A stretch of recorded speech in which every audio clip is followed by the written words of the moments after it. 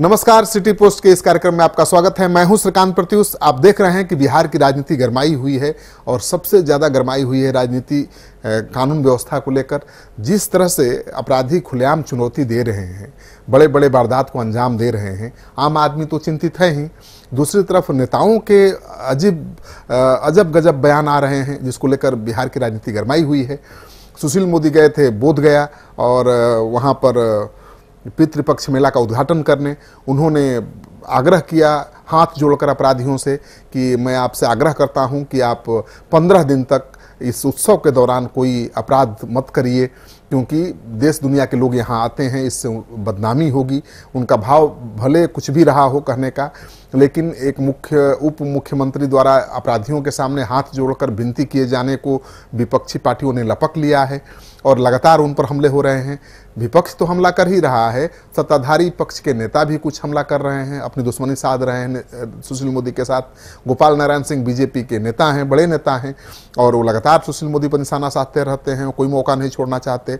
और इस बार भी उन्होंने साधा है, कहा कि एक उप मुख्यमंत्री को इस तरह से अपराधियों के सामने हाथ जोड़कर आग्रह करने का क्या मतलब है, ये तो शर्मनाक है।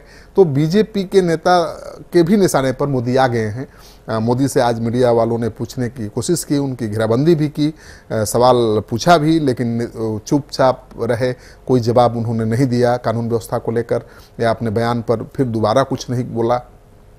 इस बीच मुख्यमंत्री नीतीश कुमार का एक बयान आ गया है और वो बयान है, वो फार्मूला उन्होंने दिया है अपराध नियंत्रण का। आज 100 डायल जो पुलिस अपराध पर नियंत्रण के लिए शुरू कर रही है, नया नंबर, उसी के उद्घाटन में गए थे और मुख्यमंत्री ने कह दिया कि जो भी थानेदार हैं उनकी पोस्टिंग, यानी थानों में जो पोस्टिंग होती है उसमें सोशल बैलेंस को ध्यान में रखा जाना चाहिए। उनका कहने का मतलब साफ था कि जिस इलाके में जिस जाति के लोग ज़्यादा रहते हैं उस इलाके के थानेदार को उसी जाति से होना चाहिए, ताकि लोगों का कॉन्फिडेंस रहे कि वो जानबूझकर किसी को फंसाएगा नहीं, किसी को बचाएगा नहीं। और इसमें शक की कोई गुंजाइश नहीं है कि ऐसा होता है।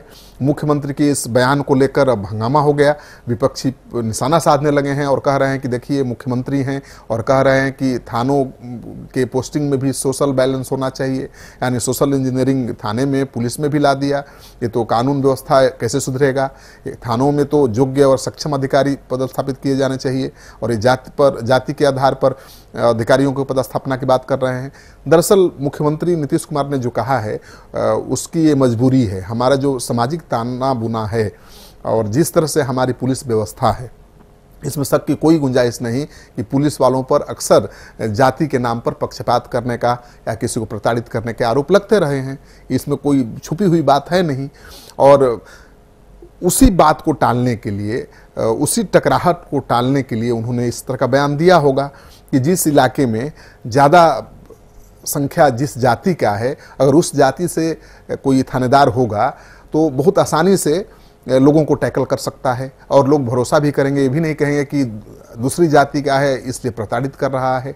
मुख्यमंत्री ने साफ कहा कि जिस तरह से थानेदारों के ऊपर या पुलिस वालों के ऊपर आरोप लगते रहते हैं कि वो पक्षपात करते हैं, तो ये पक्षपात करना तो आदमी का स्वभाव है। बहुत ऐसे लोग हैं जो पक्षपात करते हैं, कोई जाति के नाम पर करता है, कोई पैसे के लिए करता है। तो ऐसे पक्षपात करने वाले अधिकारियों की पहचान करने का भी उन्होंने निर्देश दिया बड़े अधिकारियों को और कहा कि उनको छोड़ना नहीं है। जो पक्षपात करते हुए पाए जाएंगे पुलिस अधिकारी, उनको छोड़ना नहीं है। दूसरी तरफ उन्होंने थानों के पोस्टिंग में सोशल बैलेंस का ध्यान रखने का निर्देश दिया। तो इसको लेकर भी राजनीति शुरू हो गई है। लेकिन ये सच्चाई है कि हमारा जो आज सामाजिक जो ताना बाना है, जिस तरह हमारे समाज में और हमारे पुलिस पर जिस तरह इसका प्रभाव है, जाति का, मजहब का, उसका असर तो है।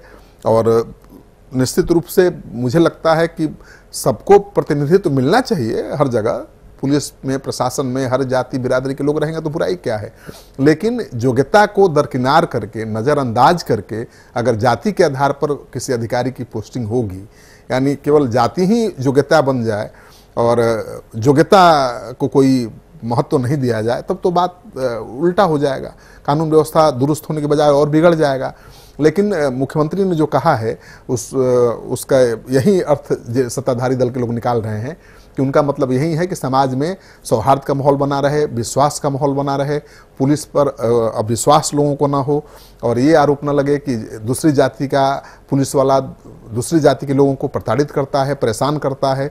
इस ख्याल से उन्होंने ये बयान दिया होगा। लेकिन अभी चूंकि माहौल ऐसा है कि सुशील मोदी ने अपराधियों से हाथ जोड़कर प्रार्थना कर दी, तो उसको लेकर माहौल गरमाया हुआ है। सुशील मोदी निशाने पर हैं, नीतीश कुमार भी निशाने पर हैं और इस बीच उन्होंने थानों में सोशल बैलेंस को लेकर जो बयान दिया है पोस्टिंग में, उसको लेकर बड़ा विवाद खड़ा हो गया है। अब देखिए ये विवाद किस मुकाम पर पहुंचता है, लेकिन ये तो तय है कि मुख्यमंत्री अपराध को लेकर चिंतित हैं, बढ़ते अपराध को लेकर लगातार हाई लेवल मीटिंग भी कर रहे हैं। लेकिन ये भी सच है कि उसका कोई नतीजा सामने नहीं आ रहा है। अपराधी बेखौफ दिख रहे हैं, 2 बड़ी घटनाओं को अंजाम दे चुके हैं 2 दिन के अंदर। पटना में कोतवाली थाने से कुछ फरलांग की दूरी पर शहाबुद्दीन के शूटर को शूट कर दिया। ठीक मुजफ्फरपुर में 1 दिन बाद वहाँ के पूर्व मेयर समीर सिंह की हत्या कर दी गई। दोनों ही घटनाओं में AK-47 का इस्तेमाल किया गया है। तो जिस तरह से अपराधी अत्याधुनिक हथियार AK-47 जैसे अत्याधुनिक हथियारों का इस्तेमाल कर रहे हैं और जिस तरह से बेखौफ होकर आपराधिक वारदातों को अंजाम दे रहे हैं, निश्चित रूप से सरकार के लिए एक बड़ी चुनौती है और इस पर काबू पाना है तो पुलिस को कोई नई रणनीति अपनानी पड़ेगी। और लालू यादव ने चुटकी ले ली है नीतीश कुमार और सुशील मोदी के बयान पर। उन्होंने कहा है कि सत्ता हनक से चलती है, मिमियाने से नहीं चलती है, अपराधियों के सामने हाथ जोड़ने से नहीं चलती है। तो लालू यादव का राज भी तो जंगल राज के नाम से जाना जाता था। विपक्ष लगातार जंगल राज का नाम देता था लालू राज को, और आज लालू जी उनको मशविरा भी दे रहे हैं, सलाह भी दे रहे हैं, चुटकी भी ले रहे हैं कि मिमियाने से सरकार नहीं चलती है, सत्ता की हनक होनी चाहिए और अपराधियों को डर होना चाहिए। चलिए इंतज़ार करिए और उम्मीद करिए कि कानून व्यवस्था की स्थिति सुधरेगी और आपकी जान पर जो खतरा बना हुआ है वो कम होगा। आपको हमारी ये खबर अच्छा लगे तो अपने दोस्तों के साथ शेयर करिए, हमारे YouTube चैनल को सब्सक्राइब जरूर करिए और बेल आइकन दबाना बिल्कुल मत भूलिए, तभी आपको सिटी पोस्ट लाइव की तमाम ताज़ा तरीन खबरें मिलेंगी। नमस्कार।